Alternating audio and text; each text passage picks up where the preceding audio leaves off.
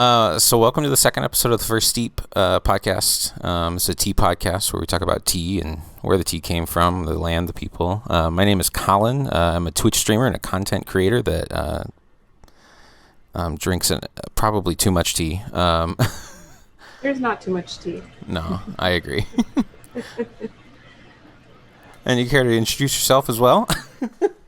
Yeah, my name is Elyse. I am the CEO and founder of Tealet. I'm also a Twitch streamer and a TikToker and all the wonderful things that we love to do together, ultimately with the goal of spreading the knowledge and love of the tea lifestyles. So, yeah, I'm happy to be here. Thanks for having me again. Yeah.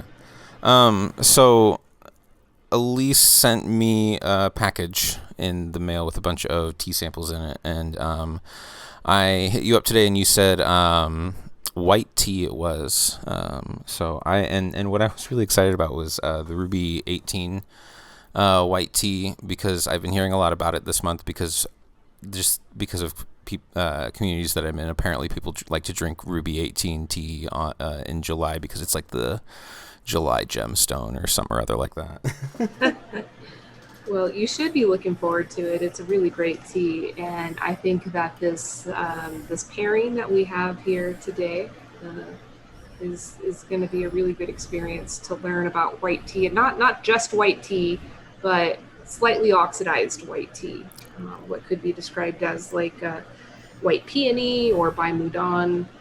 But these teas are both unique in their own special ways. Nice. So I last time we did like progression, and I actually brought have two guy ones now because so I got this term from you the first time that I popped into your stream. You had a really big guy one that night, and so you called it your party guy one. Yeah. And I unfortunately broke my party guy one recently, so I've been like only with like one porcelain guy one. And so I picked up a new one because they're really cheap, honestly. And so I've got two now, so I can do side by side actually this time, which I was actually really excited to do because of how different the terroirs are supposed to be, I guess. So. No, it'll be great. I'm going to be actually using glass pitchers today.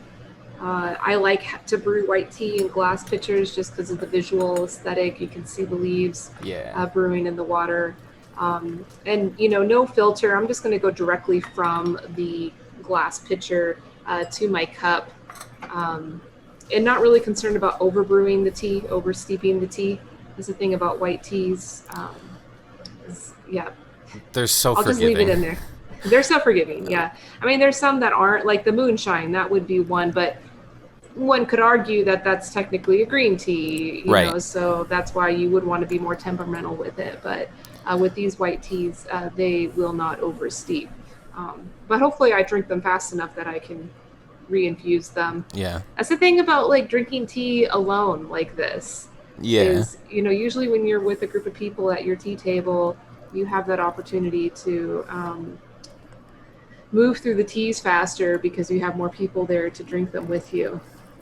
When it's just us sitting here in our virtual little tea drinking spaces, we got to drink a lot of tea. We got to take it for the team. I have been accused recently, actually, by some people of being a very fast tea drinker, because I'll move through like steeps of tea really quickly, and I'm like, I am just a really thirsty person. I don't know what to tell you. Okay, so can you tell us a little bit about the tea then? What kind of, I guess, what your thoughts are here and kind of what's going on. I've got the leaves kind of laid out as well, and the big cam here for stream, so I can show on my side as well. I know you got an overhead too. Yeah. We're streaming magicians over here. So tonight we are going to be drinking two very different, slightly oxidized white teas. One of them is coming from Malawi, Africa, and the name of this tea is Bvumbwe BSP. The BSP stands for Broken Special Peko. So, we were talking about the gradings last week a little bit. We talked about it a little bit. A touch, I think. So the Special Peko, I mean, that's like a higher grade of the plucking standard, but it's broken. So you can see the leaf is broken. So that's where that V comes from. Now the other tea is a white tea processed from the Ruby 18 cultivar, which is very unique. The cultivars for this other tea are, not as specific, because, it is a larger scale, more plantation style. So it's a blend of various cultivars that they've selected for their fields. But here, this is a very specific cultivar, very famous. It's become in the past couple of decades famous. And I actually have some video to show not only of the man that grew and processed this tea, but also his mentor, his tea master, like legitimate tea master, who is the man who popularized this tea in the Sun Moon Lake area, and Alfredo had studied under him for several years.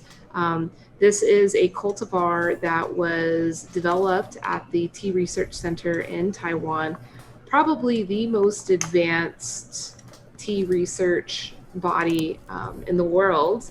And there's other research centers and universities that have done a lot of work around researching tea and developing cultivars and studying cultivars and processing methods. But what's unique about the Taiwan Research Center, a tea research center, is that they have an outreach into the industry. Like there is a very pointed, intentional outreach of not only discovering the information, but getting it out not just to big business, which is typically how like government research goes, but getting it out to the actual small tea growers that would be the ones to put this in the ground and develop the industry around it.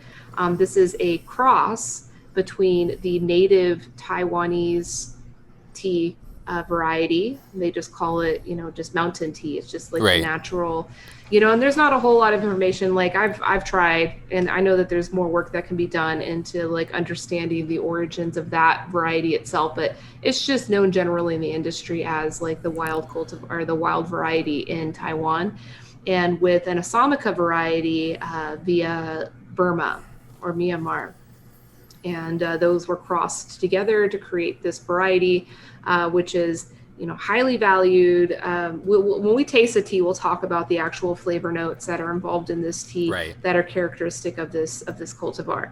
With this one, there's not going to be so much of that specific character around the cultivar. It's more going to be around the terroir, which the cultivar is included with terroir, but it's like more of like the climate there. And yeah, I mean, we'll definitely be able to taste a difference in processing as well. Right. Different process quality conditions.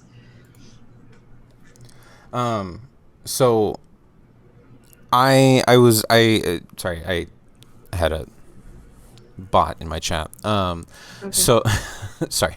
So I was like reading up on the Ruby 18 cultivar a little bit before stream, because I've been seeing a lot about it lately, specifically in July for some reason, and I think it's just because like I said, Ruby, gemstone, whatever. And I actually really wanted to ask you more about that wild tree portion of the cross, because I was reading about the like Assamica and that wild tree, and what I'm kind of finding interesting is that there's a lot of different is all the different wild tea forests that I just didn't realize existed, I guess. And is there a wild tea forest in Taiwan as well? Is that connected to this at all, or is out of curiosity? I mean, gotta be. It's gotta be.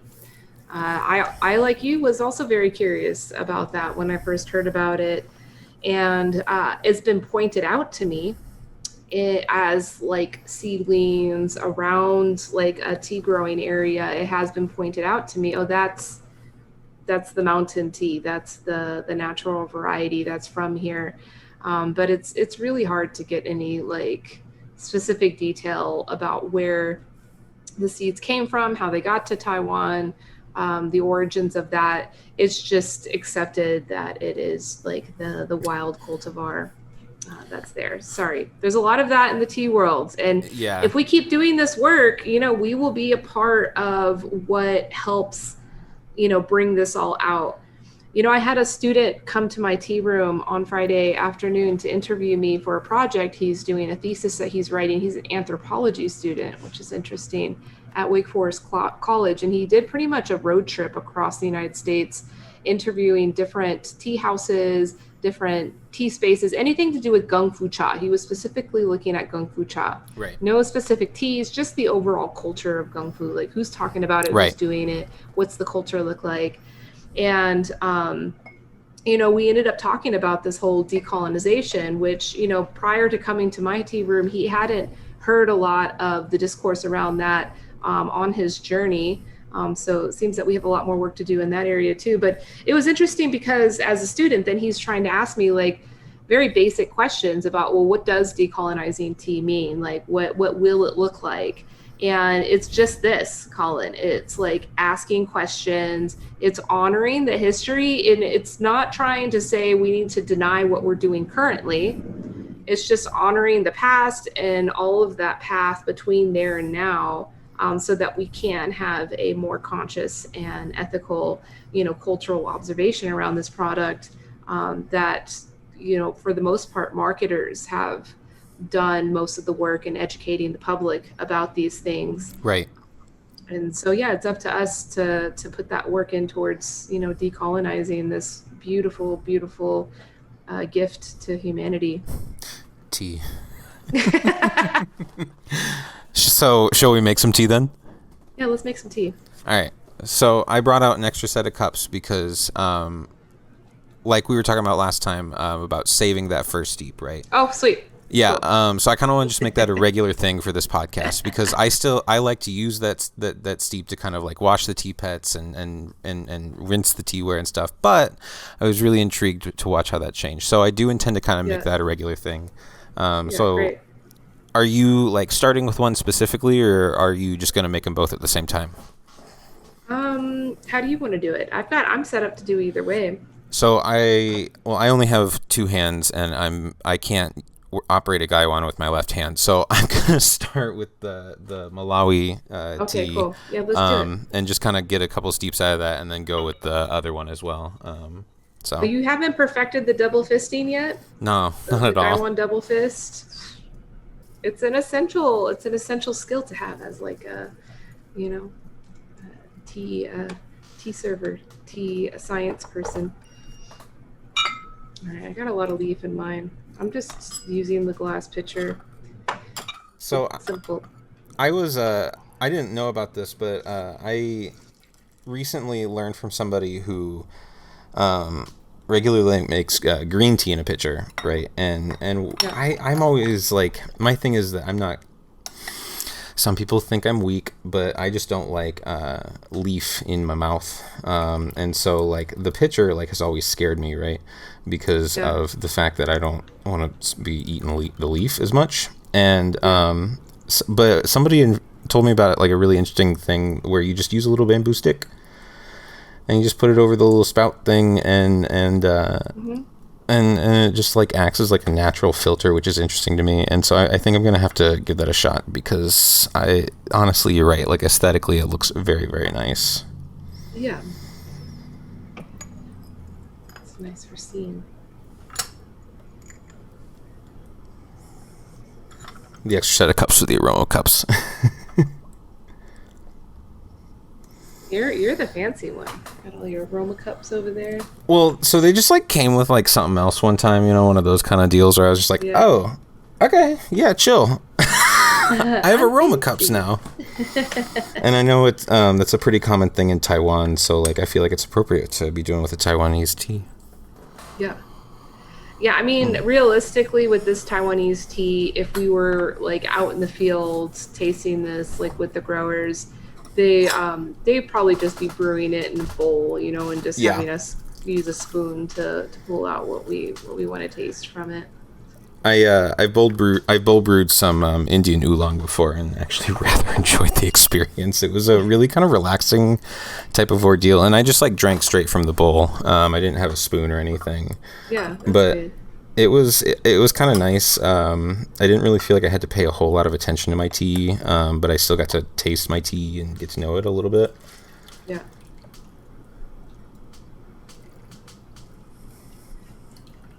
It's times like these when I wish I had a pot. The broken leaves tend to make the filter almost kind of unnecessary. Oh wow, that's a really dark color to that. Yeah, it's gonna brew heavier.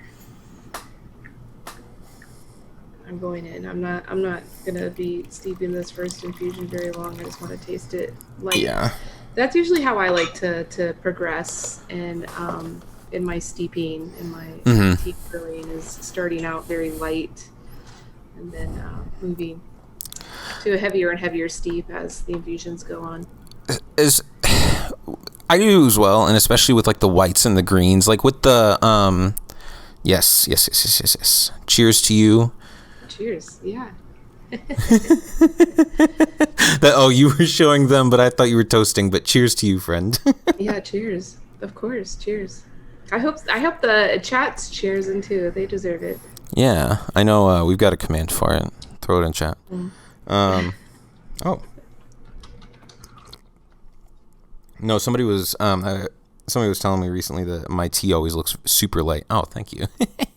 And the reason is that specifically is that I feel like if I brew a little bit lighter, A, I can get more steeps out of it, but B, I feel like I can watch the progression of the tea a lot more easily.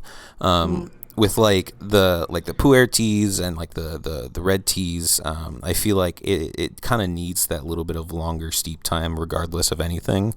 But with these lighter teas like this, hell, like it's such a short steep time. I think I did maybe like 5 to 10 seconds on this. It's already like a super dark, like kind of coppery color.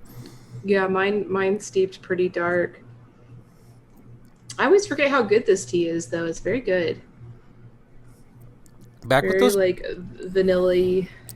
Yeah. So I was going to say, it hits me right with the vanilla in the beginning, and we were talking last week a little bit about the broken leaves, and I was saying that usually for me that, like, instantly means tannin, but again here, really not the case. Is that partial oxidation, or? I mean, there's tannin there. I'll see by the end of this. So I'm steeping this pretty heavy, and True. By the time I'll let you know how the tannins are. But this is something interesting that we could talk about. That would be of value to this conversation. Is only recently in 2016 did we discover how tannins are actually produced in plants. Sure. Even wine. There's wine somms now that I talk to, that if they didn't keep up with all of that information, they wouldn't know. But basically, there's the main mechanism is an organelle that is producing the tannins to protect the plants against UV, damage or pests or those types of things. So that's like the first thing that you could do to control the tannin being produced is shading, and I know that like more agroforestry methods are used in at Satemwa, where this tea comes from.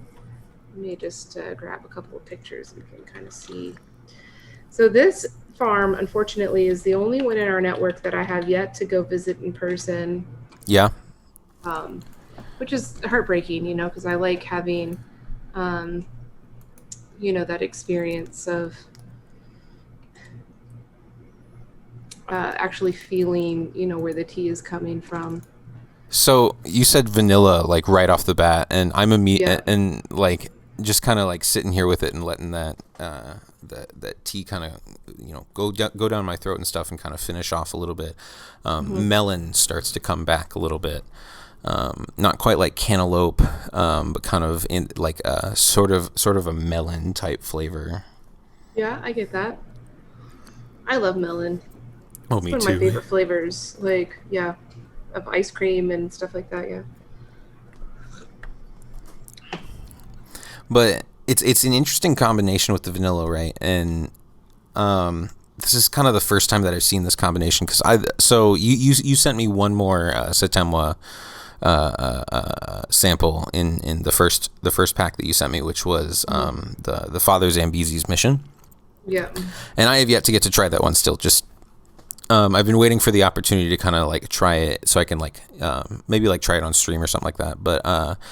and so I've kind of like read some reviews like in other places of other like Malawi teas and stuff, and what I find is that there's this kind of consistent level of fruitiness, not quite citrus, but like juicy flavors to it almost, and I'm getting a little bit of that already, but and the reason that I bring this up is just because I feel like in some of my experience there's kind of this like signature flavor that kind of comes with terroir, and so I'm curious to find out if this is the signature flavor here that I'm getting. Is this almost vanilla melon? Because this is a very new terroir for me, kind of a new flavor as well. Very. Yeah.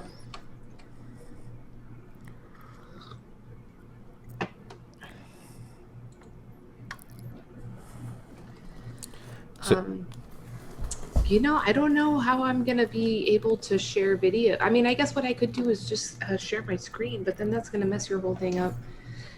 I didn't think about this. Oof. Because I was thinking about that. I was like, yeah, I could like just share screen but you would have to set up a scene for that, and we'd have to coordinate when that's going to happen so that you can change the scene over. Because I'd like to share some photos with you. I mean, maybe you can pull them up. So I've actually got the grower profile up on. Sweet.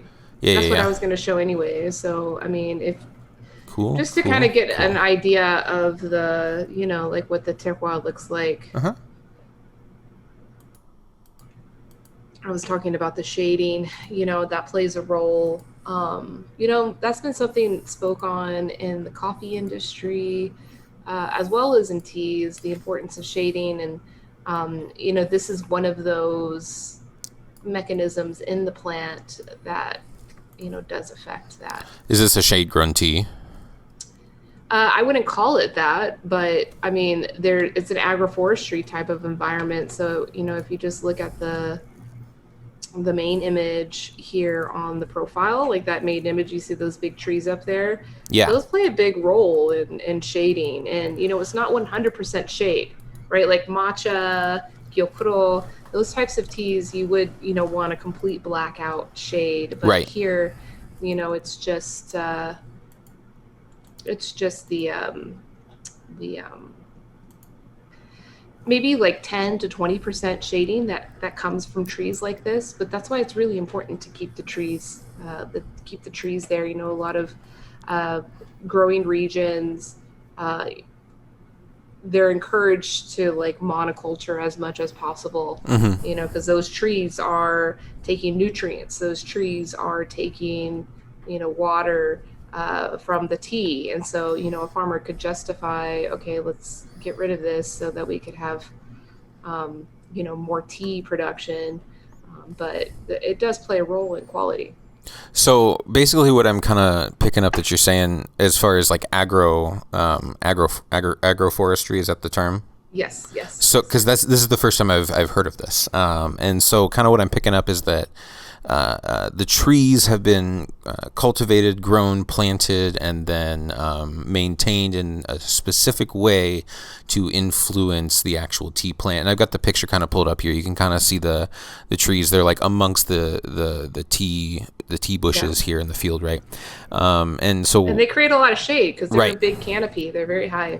And what I can pick up too is that because it's not complete shade, as opposed to like if you were making like matcha or something, it's really gonna it's a cycle that kind of goes throughout the day as well. So like some things will be shaded during some parts of the day, others shaded during other parts. So like does that I feel like that would create an inconsistency with the leaf specifically, which I guess would be kind of interesting in terms of how the leaf is blended, if we're talking about the processing at all. But yeah, well, and that's why it's important whenever, I go to like Nepal or I go to India, and especially like cooperatives, you meet with them and they're collecting leaf from all the small tea growers within, a 20-kilometer radius around where they are, and they'll just blend everything without really being conscious. And I tell them, imagine this area, like every plot of land has very unique conditions, the soil conditions, the shade conditions, like what you just spoke on.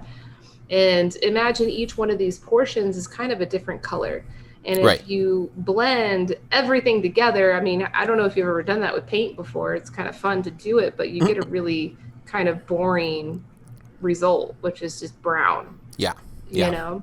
And so I try to let them know that, like, this is what's special about tea. And not to say that you shouldn't blend, but just like with color blending, it has to be very mindful of, like, we want specifically the yellow to go with the blue to create this green, or, you know, the pink and the blue to create the purple, versus just blending everything together. And things like shade, um, uh, you know, like the aeration of the soil, the nutrients in the soil, the all of these elements of terroir, you know, work within these kind of like micro ecosystems, Right. that, you know, a large estate like Satemwa, it's a very large estate. This is definitely the largest estate that we work with.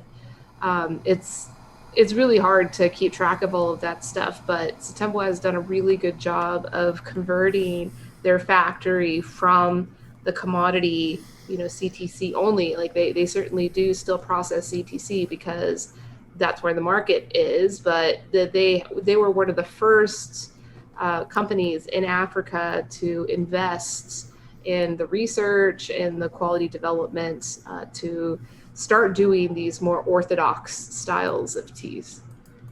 Orthodox, because There you as go. we talked about last time, what does that mean? Yeah, that's it. That's Yeah. it. Yeah. Very so. Yeah, and I talk about that a lot with terroir, in that, like, it's so much more than just, you know, the soil and where it is, right? Because I I feel like there's so many little things that you can, like, taste as well. There's a tea I have that's from the wild trees in Manipur, and it's a white tea from 2019, and I've got the same one from 2020, and from that one specifically from the 2019, there's like this distinct flavor of this wild ginger. Right. And that's not there in the 2020, which tells me that, depending on when these were harvested, there's got to be a difference in the terroir around them in the ecosystem and stuff. And I, when you kind of, I feel like when I compare, kind of the factory produced teas to these single estate teas, or these single plantation teas, I can taste those things. And I know that it's a common practice to, like, grow other plants between the tea trees or the tea bushes and stuff to kind of, like, add to that a little bit. And I don't know. It's interesting. Do you know what kind of trees those are? I don't. Yeah, you know, that's kind of information that, you know, hasn't been provided to us in great detail, and, like, I haven't gone in person, and so it's a little bit problematic, you know, and that's kind of the issue with working with these larger scale production units, is like the quality can be there.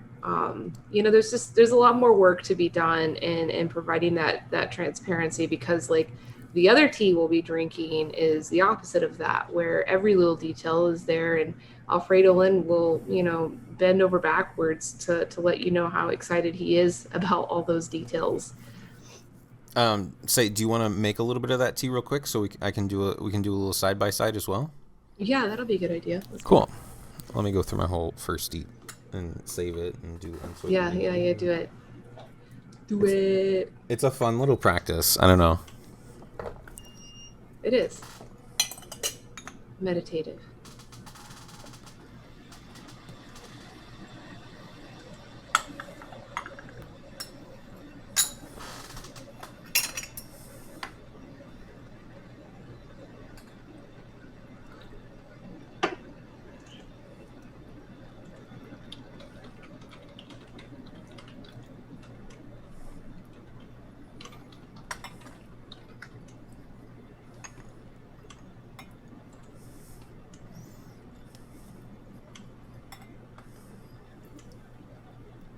Oh, it's so much lighter in color already.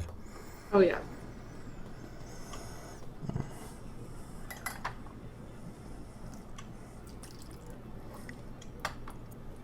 All right, here we go. Oh, I can safely say though that this tea is all some Asamaka variety.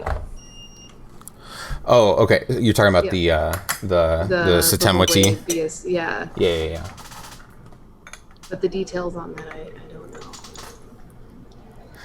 Honestly, I don't really know half the difference between all of the varietals, so.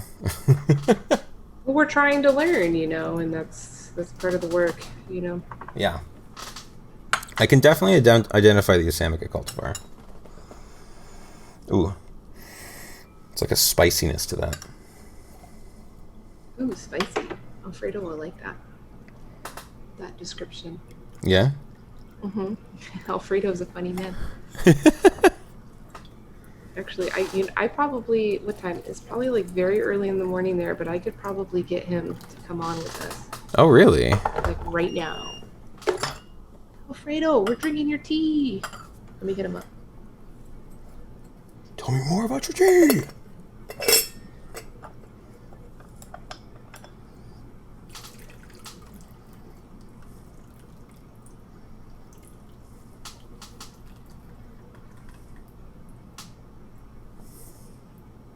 And I got a second steep here on the Satemwa tea. I'm still on that first steep, and I decanted some of it, and it is becoming more astringent. Yeah? Yeah, so there definitely is some tannic activity. So that, and I'm sure that's due to steep time. Yeah, definitely. Yeah. But if a tea is like completely non-tannic, that's why they say like a really good tea, even if you leave it steeping for 5 minutes with boiling water, will never become overly astringent or overly bitter because it's just that good. It doesn't have those things. Right. And I know that honestly something that does help with that sometimes is at least in my experience, and I don't know if this is always the case, but at least with like green teas specifically, that whole leaf as opposed to the broken leaf helps with that a little bit. It kind of depends with the white tea, but so I've got two.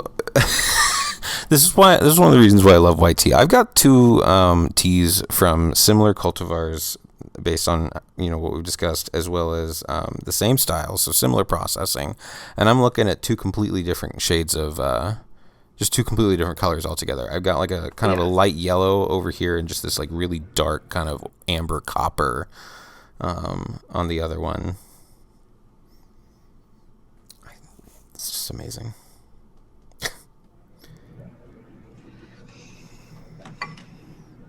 Yeah.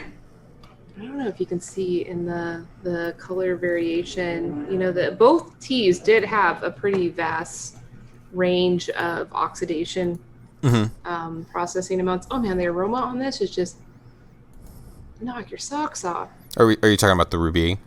Oh yes. Oh yeah. Like that's that spiciness. Oh my gosh. There's like I don't know, it's like a spicy fruit. Anyway. Yeah, ever since the very first time that I tried this cultivar tea, it was in Taiwan, and it was with Master A1s, who is credited for popularizing it among the tea growing community in some Moon Lake area. I always identified sarsaparilla, like blue beer. Oh, okay. But a lot of people like to call it. Oh, Alfredo is in chat. Oh, is he in your chat? Yeah. Ooh. Yeah, Alfredo is in chat, but we got to get him here, and let me call him. Yeah. We'll get him live in. Here. I mean, I could give him the link to this Zoom, but I don't know. What do you think would be the best to get him in right now? He's ready. I can do Zoom. I don't mind. Do you want to take a short break so we can figure that out? Yeah, we could. We could take a little short because this is special. He's available. Yeah. All right, chat. We're gonna take a short break. So I'm gonna turn off the live sign. If y'all have any questions so far, feel free to let us know. We're gonna get Alfredo in here. Yeah, we're gonna talk to chat now. Feel free to ask questions. Yeah. Troll us. Do what you want to do.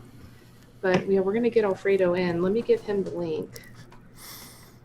He can just come from his phone. I'm gonna try this tea. I really want to. It smells amazing. To try it. It's so good. It's so good. Oh my gosh.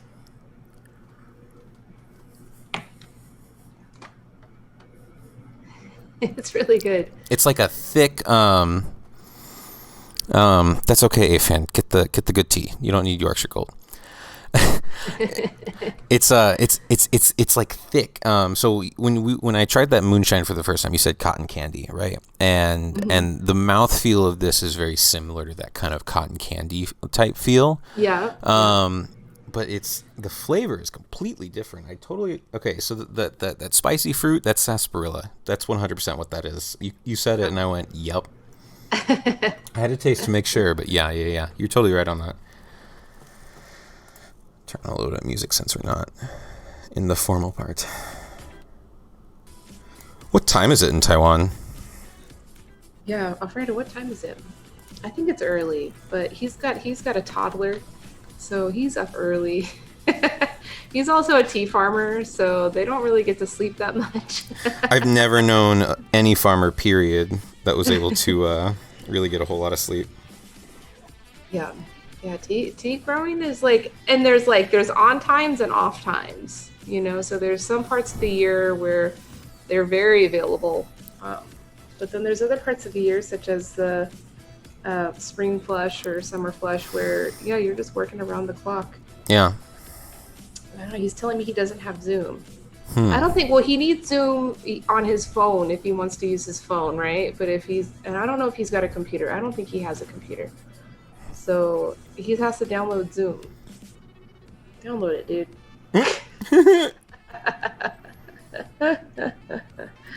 I've known Alfredo a long time. I mean, he really is one of my first tea mentors, tea friends. He's just slightly older than me. He studied tea much longer than me. He told me in Taiwan, or at least in his circles with his friends, you can't start considering yourself a tea master until you've been studying tea under a tea master for 27 years.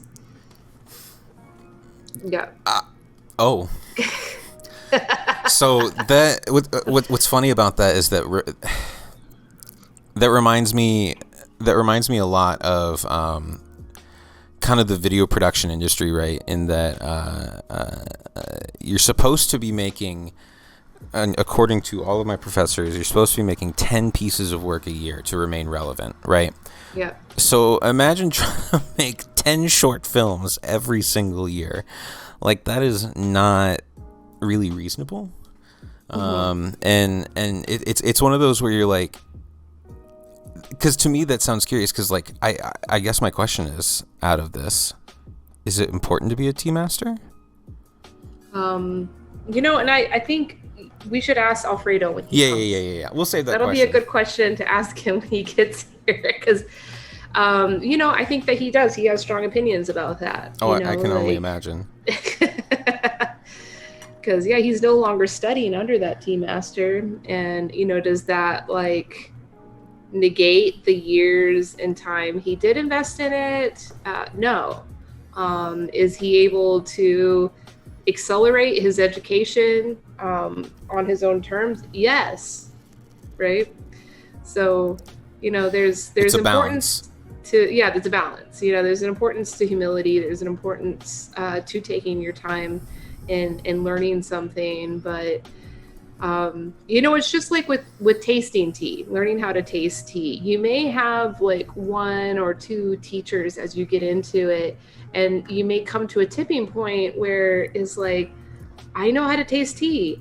I am confident in my body, in the feelings that I'm experiencing, and the ways that I can acquire tea. I think I can do this on my own. I'll do it better on my own, perhaps, because, sometimes your teachers, and that's part of the decolonization. I think I was telling you last week about being a part of Ray's class from Grass People Tree, is that part of the decolonization is aligning yourselves with the right teachers, the right facilitators, versus just, following whoever's popular, or whoever has the best mark. We got an Alfredo Lin. We got an Alfredo Li. Oh. Yes. Let's let him in. All right, so it might be choppy on the audio when he first gets here.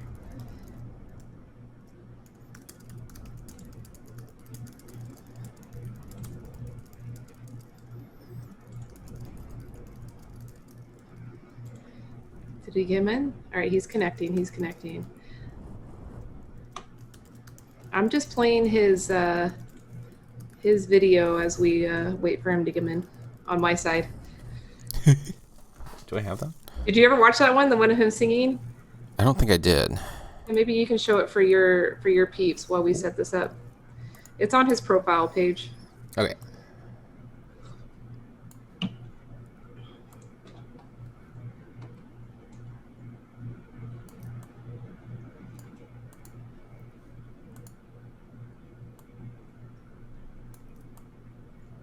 Using Zoom for this is weird. All right. Oh, there it is, I think.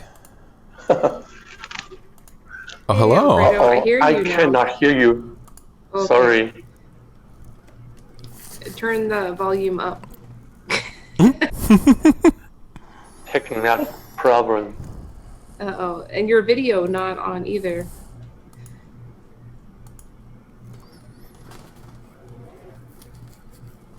Oh, here it is. Hey. Oh, yeah. Hey, turn your phone sideways, Hi. friend. But I cannot hear you.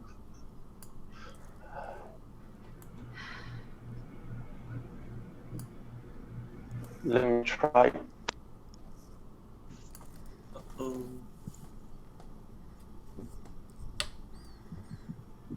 Good morning, but Can you hear us now? Maybe check the settings on your volume. I think the problem is my microphone, Oh, you got your microphone. Oh, you got your lapel mic. but Nice. I cannot hear you really. You can't hear at all, period? Try to.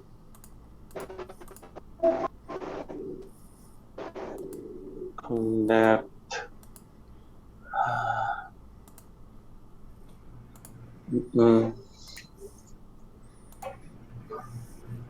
Say something. Yeah, test. Alfredo, lean, test. No, there's no voice come. all right, I try this one. Try this one. Can you hear us now? Yeah, I can hear you now. That's But- good. You sound good. You do Yeah, sound good. Yeah. Yeah, you're good. Hey, Alfredo, real quick, turn your camera. Turn the camera. Turn your phone. Yes, you're so good looking. Turn it so we can see you better. Yeah, good. Thank you.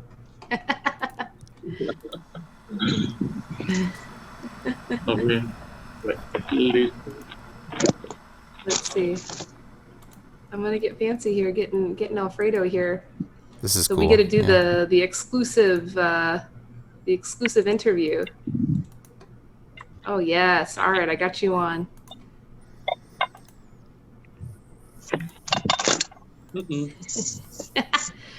We're live with Oh. Alfredo Lean. Yeah. Good to see you, Alfredo. Hey, good morning. This is my friend Collin. We're recording a podcast right now. We're live. We're on the live television. Lovely to meet you. Really nice to be here. And we're drinking your tea, Mm-hmm. and you're trying to learn about it, you know. And we thought it'd be fun to get you here, hanging out, drinking the tea with us. So this is for me the first time that I'm having anything from the Ruby 18 cultivar, and I think the first thing I said was, "Oh my God, it's spicy." And there's just kind of a really neat I don't know, like creamy kind of a texture to it already. So just I'm just really excited about this tea already. Is all I'm really trying to say at the moment. Oh, thank you. It's nice to meet you though. I I've been working here. I've been talking to Elyse here for a little while about this podcast, and we were just kind of hoping to kind of get to know where the tea comes from a little bit. And so I'm really excited to have you here with us. I don't know, but Elyse, my pleasure. Hey, Alfredo, I got a question you can answer that would be valuable content. We were curious about the Taiwan tea variety. Where did it come from?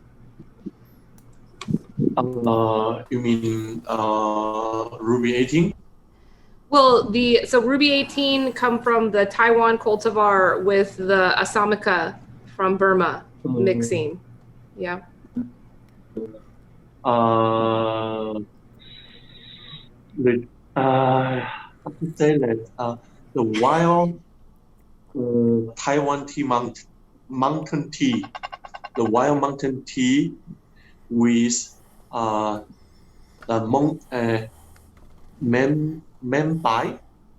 I don't know how to say that word. 缅甸怎么讲？Mumbai. You mean the country very close the India, very close India. Yeah, you're talking about Burma, the Myanmar. Burma with Taiwan wild tea. Yeah. So the Taiwan wild tea, where did it come from? Where did it come from? It's the original in Taiwan. How to say that? It's red Korean. Is indigenous? Native by native. It's the wild Taiwan wild mountain tea. How to say that? It's been there 1,000 years ago. 1,000 years ago. 1,000.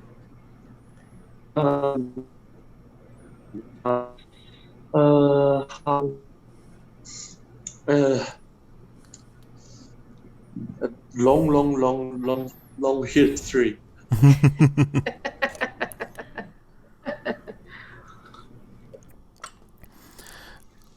Hard to pin it down. Not a whole lot of understanding about that history. I mean, I'm sure if we went to the Taiwan Tea Research Center, do you think they have the answers, Alfredo?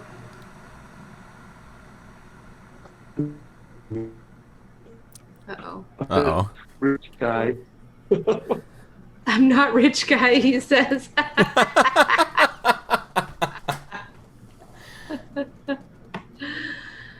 Oh, he's back. He's coming back. We'll get him. Okay, you're back, Alfredo. There you are. Yeah.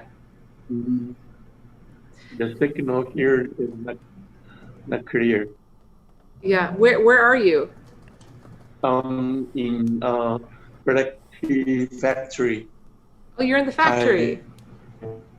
Factory. I had a tea room here. Let me. Yeah. Oh, hopefully you get your signal. I want to see your tea room. Last time I was there, not finished. Yeah. This time is finished now. Woo! Beautiful. You should check this way.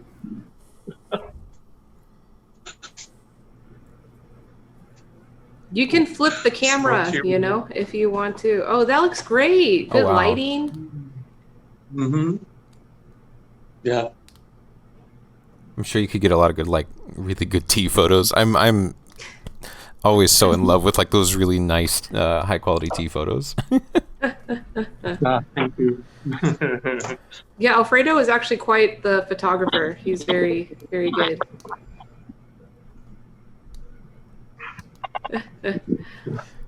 I need to come back and visit Alfredo. It's been too long. Almost 3 years. Uh-huh. Long time no see, my sister. Yeah, I know. And when are you going to come back to United States? When the when the second how to say the word COVID. recent vaccine Yeah. second vaccine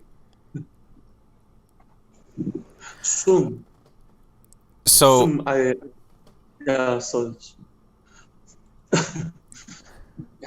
so I just had a question for you. As far as like the COVID, how is that kind of affected, like, I guess, your tea business, if at all, if you feel like sharing with us?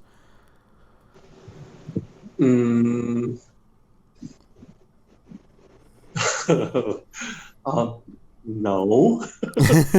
Just drink it. He just says no. No thanks. Drink it. Yeah, drink it.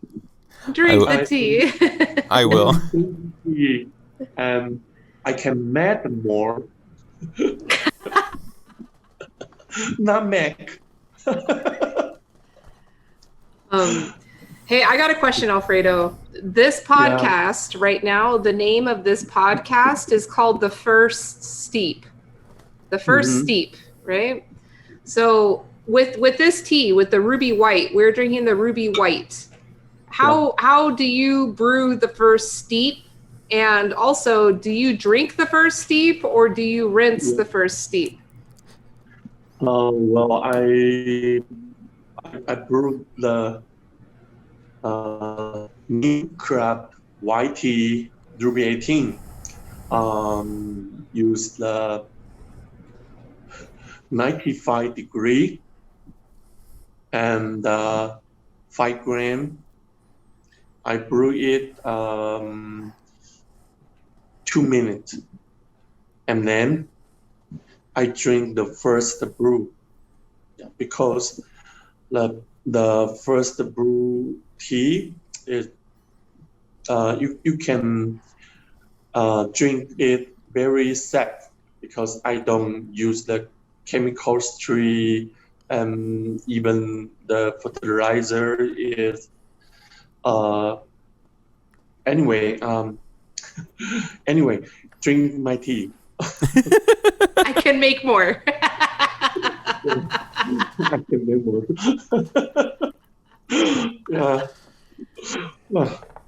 Yeah, that's good. So only rinsing teas that are using the chemicals. Is that what you're saying? Yeah, I don't use the chemistry things to grow tea. Yeah. And the strange things is ruby white tea and ruby black tea are two kind of how to say that, two type. If you drink it, you can you will feel it's different, but it's same ruby how to say variety, same variety, but two type feeling, right? Yeah, so I'm drinking the black tea now, ruby 18. Say, if we're talking about like how we're feeling as well, let's talk about it. Yeah, because something that was kind of fun to me was that, so kind of got started on the ruby white specifically, and like we went through like first steep and stuff, and that was immediately as soon as you said that Elyse, that Alfredo here was in chat and potentially able to hop on, and it was so funny to me because we turned off that live sign and like kind of like went a little bit more casual, and like I felt like immediately, because I started drinking the tea, and like I felt immediately almost like that kind of like energy hit me, and like I feel like we immediately like opened up into this really kind of fun, kind of vibrant conversation. I was like, oh my God, this is always how it goes. I also noticed a very pointed difference in my energy, contrasting from the other tea. The other tea we drank was pleasant to drink. Right. That vanilla sweetness from it was really pleasant, easy to drink. It didn't have a very, kind of vast mouthfeel to it, or Right. complex mouthfeel. It was very simple. But, this ruby white definitely has the mouthfeel, that thickness. That's what you use, that word thickness to it. But the energetics just immediately, you know, I felt the energetics. I'm feeling good. Alfredo, thank you for helping me feel good. Thank you. Say, Three more tea. what fascinates me about that though is because like I always find that this feeling that I get from the ruby white always comes from like the teas that we call gushu, right? Most specifically, like most strongly, I guess.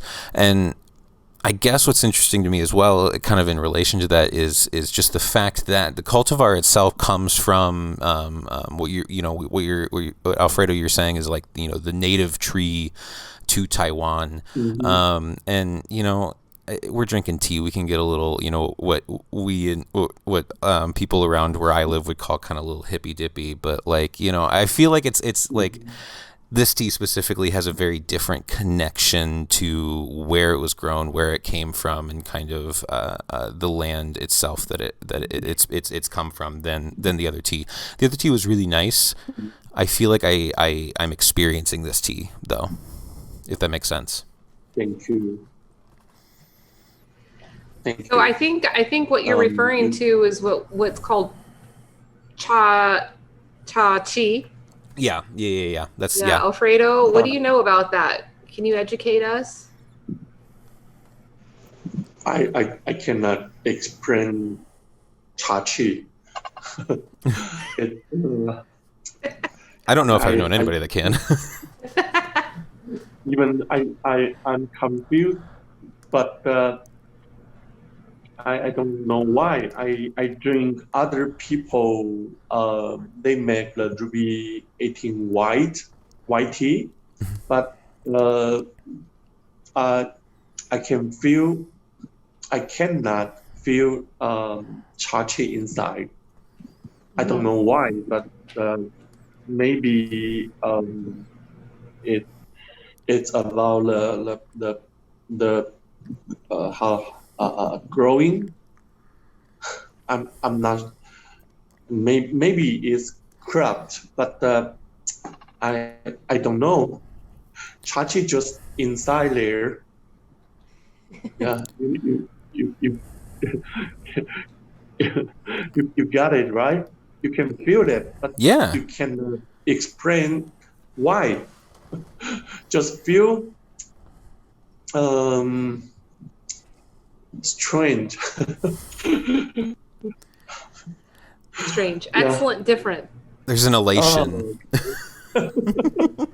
Excellent. Excellent. Different. Yeah, excellent and different. I know that for me sometimes. What's that?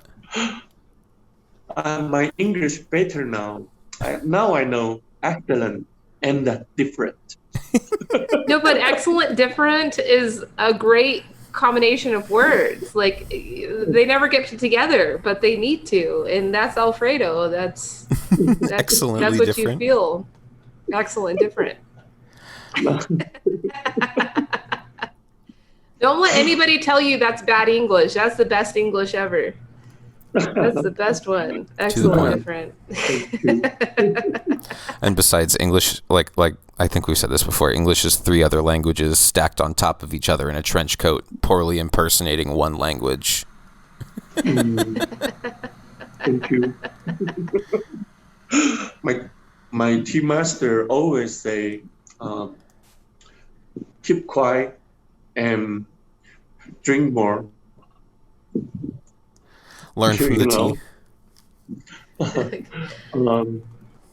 Drink more tea. And my tea master tell me, don't talk too much. Just feel it. Feel it. Yeah. Can you tell us about your tea master? Now he retired now, so he he just say, don't talk about because he retired now. He don't want to make tea anymore. So he anyway he retired. Yeah. And he don't want people to trouble his life. When will you become a tea master? When I don't know. Maybe I cannot be a tea master, but I love to make tea. Cracking tea, make tea, drink tea. That's all. And even I teach my little son, my son, drink tea, but he cannot drink tea now. So I teach how to holding the cups to drink water, and tell him this is tea, very sweet. Drink tea. So I don't know. Maybe I cannot be a tea master, just like Michael. Jojo. Michael, he is a tea master, but I'm not. I'm just tea lover, I think. Yeah. That's a very humble. That's better for me, because I'm trying to say about the tea. Yeah, but I think I can make more good tea, and and people can drink more good tea who I met. Yeah. Yeah, make good tea is my duty, I think. Yeah. Yeah. Yeah, I think Yeah, all of and, us. By the way, I'm on duty now. I'm making black tea now. What part of the process are you in the middle of right now? Now plucking. Oh, plucking. Yeah, plucking tea. So I'm waiting for the fresh tea back here. Yeah, I'm waiting now. So I can take a rest here. Yeah. Right now. Yeah. No, you're working. You're doing marketing. Yeah. This is marketing right now on the podcast. Oh, really?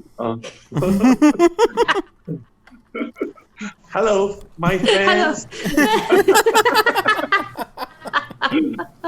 Here is Alfredo Li. Yeah. I'm trying to say something, but drink my tea. You can know me more. Yeah. Thank you. for the opportunity to introduce my tea, not introduce me. Okay. But thank you for letting us get to know you through your tea, honestly, as well. You seem wonderful. Thank you. Yeah, All we're right. getting some fresh Alfredo infusions over here.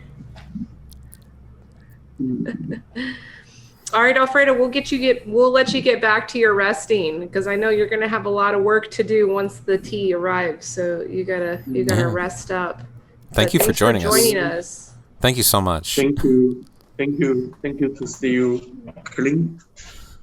Bye. Always good to see you. Yes, Collin. Yeah. Love you, Alfredo. Bye. Bye.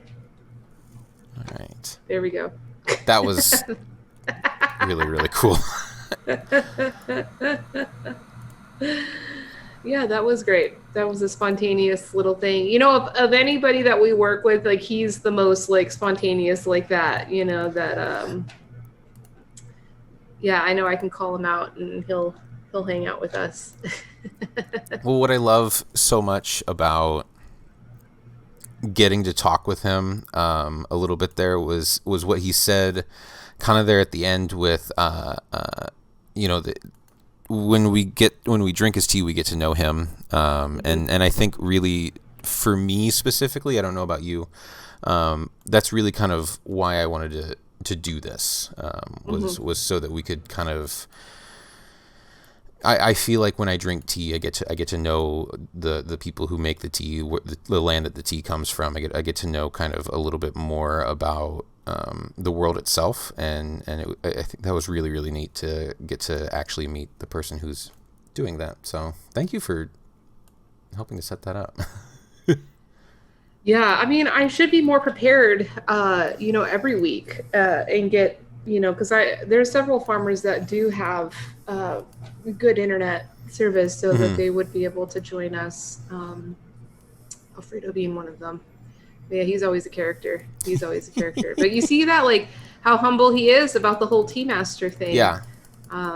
That's a part of that culture, you know. So if you ever meet a self-proclaimed Tea Master, maybe problematic, maybe.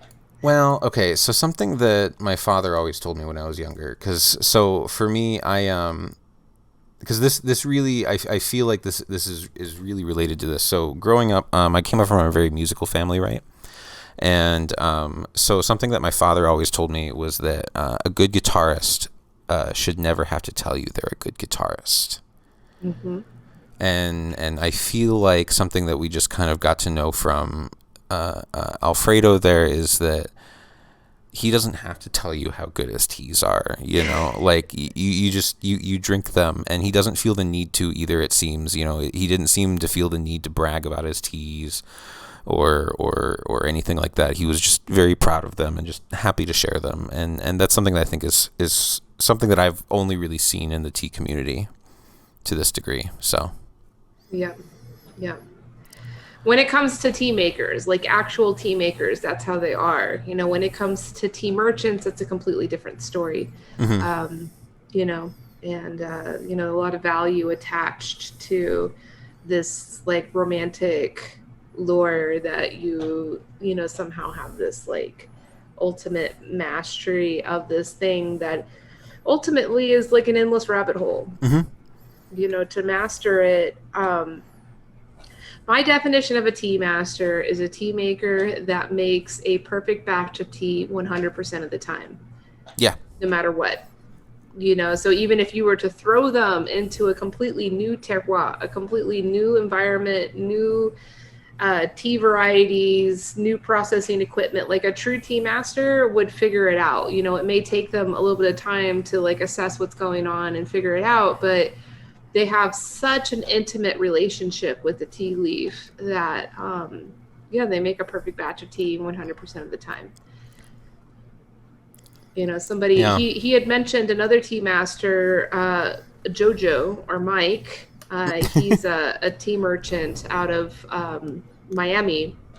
And we could talk about him because we've all talked about this, and Mike, it wasn't by his choice, but there's like a tea brewing competition started out of Russia, I believe. They were the first country to launch this kind of like a barista contest, or you probably have seen something that, which are very good. Like those activities are very good for popularizing lifestyles of products, and kind of glamorizing and formalizing the expertise of getting into these types of things.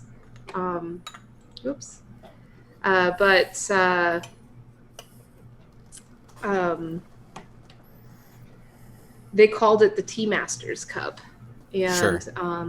So Mike competed in it, and he won. And so now he's the first, because like they set up these competitions in different countries, and that was the first time for it to happen in the United States. And so he's America's first tea master. But it's a joke. We can all joke with him about, oh, you're a tea master now, because he knows. Like he's good friends with Alfredo. We spent a lot of time traveling around to different tea origins and learning about tea making. But yeah, there's a tea brewing competition, and maybe that's something, Collin, you could get into. I think it's a good thing. The industry and the lifestyle as a whole does need these types of honors and events to really create that movement around this product more than the hype. The hype, exactly. Yeah, that's exactly it. Well, so I'm needing a break from the tea. Like sometimes your body tells you it's, you've had the good amount, and so I'm actually gonna be pausing it for a second. You're good. Although I have more infusions, I definitely have a night full of tea left to go for me. So I was actually going to recommend a break. Do you want to do a break, or do you want to finish up this episode here? What are you feeling? Because I'm happy to keep going, honestly, and keep talking about the tea. But yeah. Well, you know what? I think because Alfredo came, it triggered this Zoom meeting to finish. So we have like 8 minutes left. I mean, we certainly can restart it and do it over, but why don't we just spend these last 8 minutes kind of closing it out? Mm-hmm. That works for me. I'll turn off the live signal, and I'm happy to take questions about. And I mean, you're the expert, but we're happy to take questions at this point. So Catnip, welcome in. Glad to have you here. I see that you popped in there. But yeah, that was a kind of a really neat session there. I did not expect that tonight, actually. Yeah, me neither, but you just gotta go with the flow. But that's the beauty of today's world, right? Like we wouldn't have been able to do this, I feel like, before, and I hate being the guy that's like, blah blah blah blah blah, but it's the truth. Like that's something that we can just kind of do now. Yeah, definitely. There was something I wanted to say about the flavor notes on this Ruby White, and it's just like in general for this cultivar, the Ruby 18 cultivar. Is so we talked about the sarsaparilla, and then I don't know if we talked much about it. I mean, I mentioned it, but there's kind of like that cooling menthol kind of sensation. It's right in the back of the throat. Yeah, the actual note that does link those two is camphor. Okay. Camphor is a tree. Its essence is used in tiger balm. So if you can imagine tiger balm, like when you smell it, it's almost like spicy. That was like that spicy. That's the note that is typically used, in the tea connoisseurship world for this cultivar. Very interesting.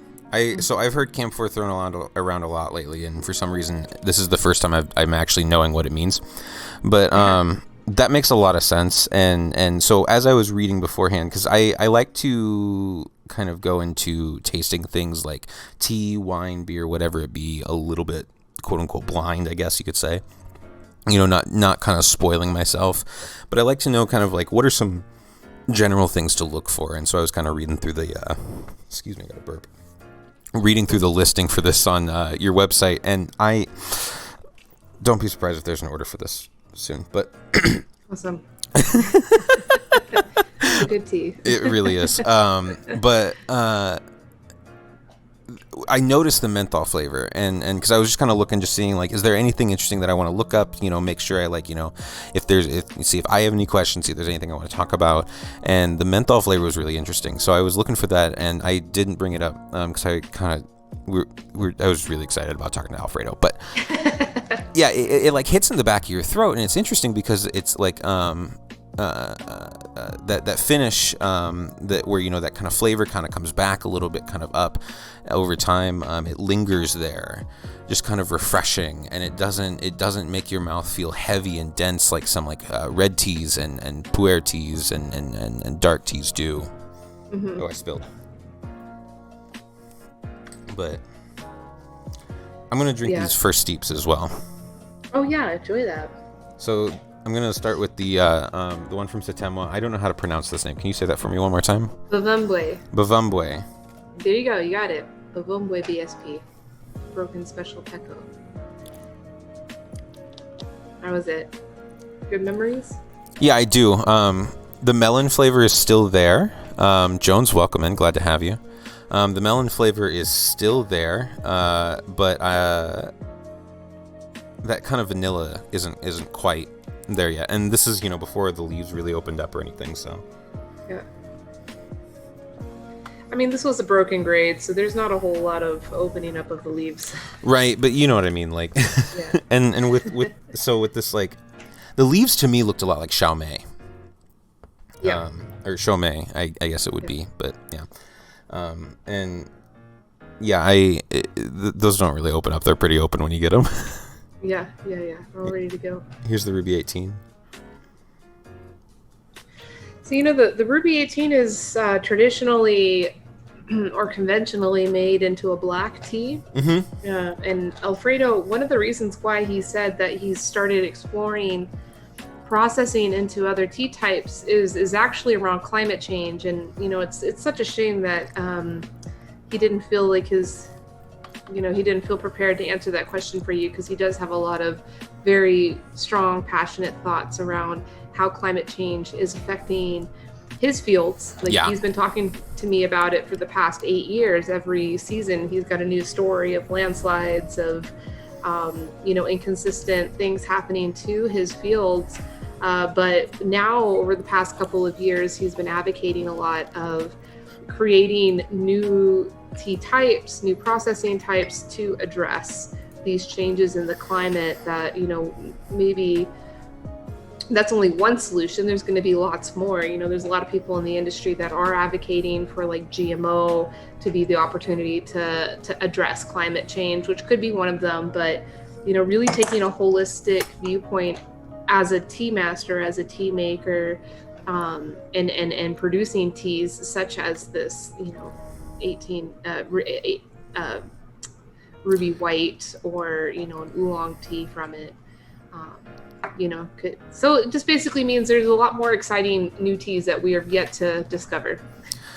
And I absolutely love it, because some of the coolest teas come from just some of the weirdest little backgrounds with just the craziest little ideas. I've already found that with like some of the Nepal teas that I've gotten with this tea as well. So I'm excited to see kind of where that goes. It is a shame that he couldn't talk. He didn't feel comfortable talking to us about that, though. I could tell that there was something he seemed. He would love to answer that question, but it's just like the English. Yeah, that was what I was picking up on. I was trying. Yeah, but. Well, hey, we're just about to get disconnected, so if that happens, we're fine. I think we've had a good discussion today. Yeah, thank you so much for joining me, Elyse. Yeah, thanks to you, Collin. I look forward to next week. We'll have another fun pairing to go over